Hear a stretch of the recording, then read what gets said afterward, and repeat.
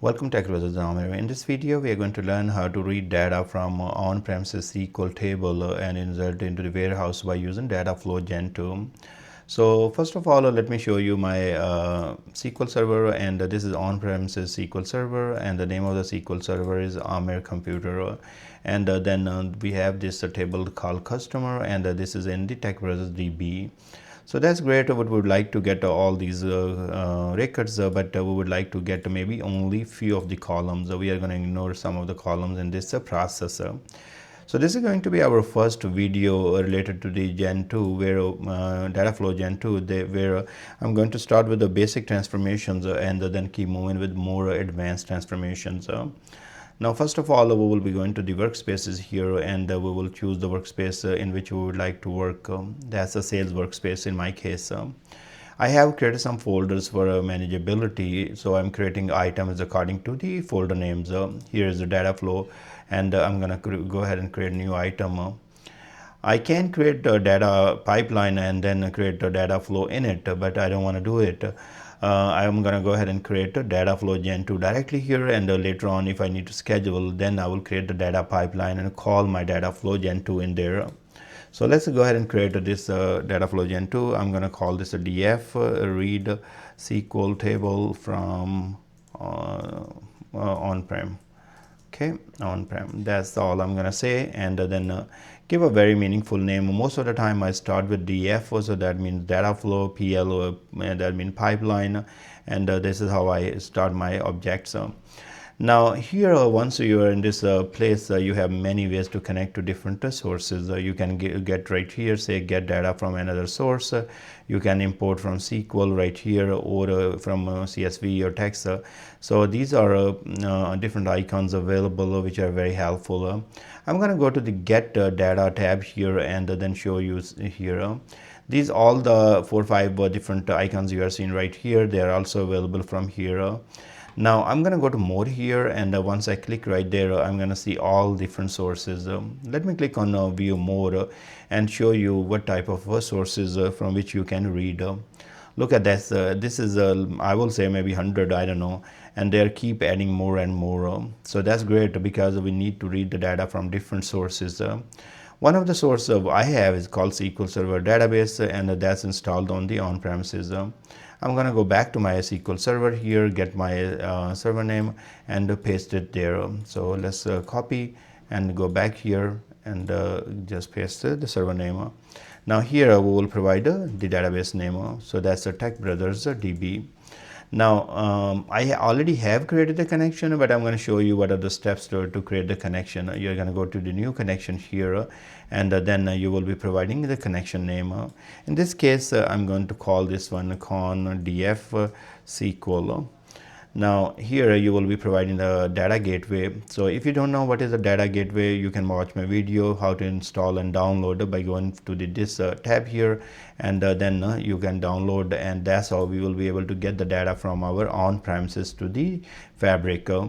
Now once you choose the data gateway, then you're going to choose authentication. In this case, I'm going to use my computer and username, and here I'm going to provide the password. So that's all you have to do, and I'm going to uncheck use encrypted connection, and then I will hit next. Is going to create a connection, and that will be using to get the data from our SQL Server that's on my local computer. Now I don't have whole lot tables here, so I have only customer table. I'm going to select the customer table here. If you would have more tables, you could have select, but in our case we have only one table. Let's click on create, and now we will be seeing this will be created in the data flow. So you see right here, this is the name of the data flow. If you want to change it, you can always go right here and make a change. This tells you the location in which the data flow is created, owner, and if you want to see more information, you can take a look from there. So what time it was created and all that. You can also schedule to run, and as I was telling you, you can do you can schedule from here, or you can call in the data pipeline and run it from there. I'm going to just turn off the schedule for now. We will talk about this later in the video. So here you can see this is a graphical interface. The different panes are available to you. Now you can see right here if you click on the source, it is going to show you from where you are reading. So it is telling you you are reading from the Amir computer, and the database name is the TechBrothersIT. Now if you go to the navigator here, then it is showing you all those columns coming from the customer table, and that's what we have right here. Now click right here and see this pane where it says manage columns. So you're going to go and say choose columns. So choose columns will keep or remove columns from this table. So if I will do that, it's going to give me the list of the columns which are available. I can unselect all of them and select which I would like to use. So in this case, I'm going to use these all what I have selected here. It has removed the other ones. Now you can see right here the choose column transformation is added. If I want to just delete this transformation, I can right click here and then delete. And in that case, it will bring me all those columns back. Let's go back here and then we will do the choose column again, and in this case I'm going to select a few of them which I needed. So let's hit OK. And also if you are working with the multiple columns, in this case like we have maybe 5 or 10 columns, but if you have hundreds of columns, this part is going to help you out. Go to column, it is going to show you all those columns, and then let's say you will say, hey, I want to go to city, and hit OK, and it's going to select the city for you. So if in this case we will say city, and then hit OK, you can see that city is selected. So this is very helpful. Now if in case you have provided more transformations here, and after that you don't want to use one column, you can always go and say remove column. So remove column will give you the opportunity to remove the column, remove the currently selected columns from this table. So right now if you see right here, we have a city here, and if I will say remove column, then it's going to remove the city, and the city is gone. Now right now its country is selected, and if I will say remove other columns, then it's removing every other column which was not selected. So in this case I'm going to go ahead and delete this and bring it back all the columns. So you see right here, so in this case if I want to keep these columns and remove the, or maybe I don't want this 2 columns, so in this case I can go to remove columns here and remove other columns. Then our customer ID and first name will be removed, and then other columns will leave or remain as is. Now I'm gonna just delete this transformation. I don't like this transformation too much, and I'm gonna just leave this where we have removed the city. So if I click right here, you can see that it has used the choose column, and city was removed. So that is all good here, and now let's get familiar with the little pane here. So we have queries here, and then you have query settings here. Here you have applied steps, so you have source here, then you have navigation 1, and then you have a choose column here, and then you have a rename removed column here. Now this all looks great, and you can always click right here, so you collapse the ribbon, and in this case then it will become something like this, so it will be more smaller. Still you will have those all the options available, and you can see from the icon when you hover your mouse, you will be able to read what exactly they are. But sometime I will keep like this, so I will apply those, and later on I will collapse this ribbon. Now what I want to do here, I have done all the good work what I wanted to do on this table. Then I want to write this table to the warehouse. Let me take you to the workspace here, and one of the workspace I have is called sales workspace. Under the sales workspace I have a warehouse, and that is called the TechBrothers warehouse. Let me open that. And if you see right here, I have a different actually don't have a lot of schemas. I have only one schema called the DBO, and there is only one table called the customer. I would like to create a new table and put this data that we are using in the data flow. Let me go back here and go to the destinations here. So you will see right here on the left, right corner, and you can see here data destination. I'm going to add, and then here I can select the warehouse, lakehouse, SQL database, or more. So it's the same. If I will select on the more, you can see there are many different destinations available, and if I will select Microsoft Fabric, then I can see that I have lakehouse, I have warehouse, and I have a SQL database. So in this case, if you have Azure, then you have Azure DB. You write to the Azure Data Explorer, and if you want to write the files, you have a SharePoint. So these are different destinations available to you. In our case, we are going to go to with the Fabric, and we are going to select the warehouse. Now in the warehouse, I can create a new connection here, and I'm going to sign in with my user account.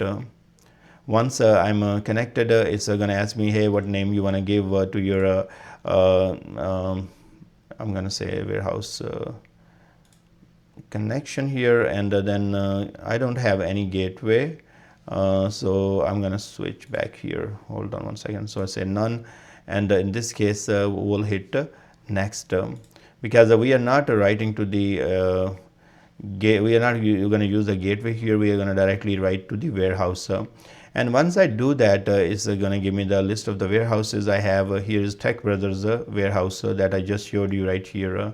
So I'm going to select TechBrothers, and it's asking me, hey, what is the name of the table you would like to create? I'm going to call this customer on-prem.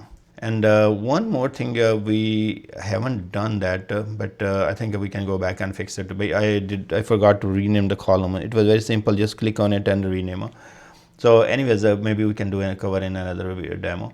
So now we are going to hit the next, and then what we will do here, it is asking us, say, hey, you want to update method like existing data need to new data, or append data, or replace data. So there are different options available to us. I'm going to go ahead and do the replace for now.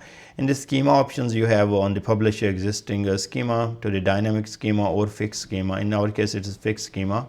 That's what we can do.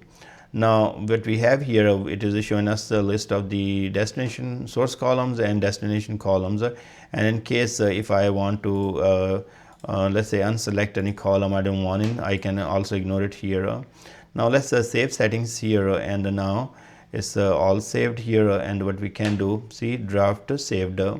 I can simply go ahead and let me collapse this ribbon here and save and run.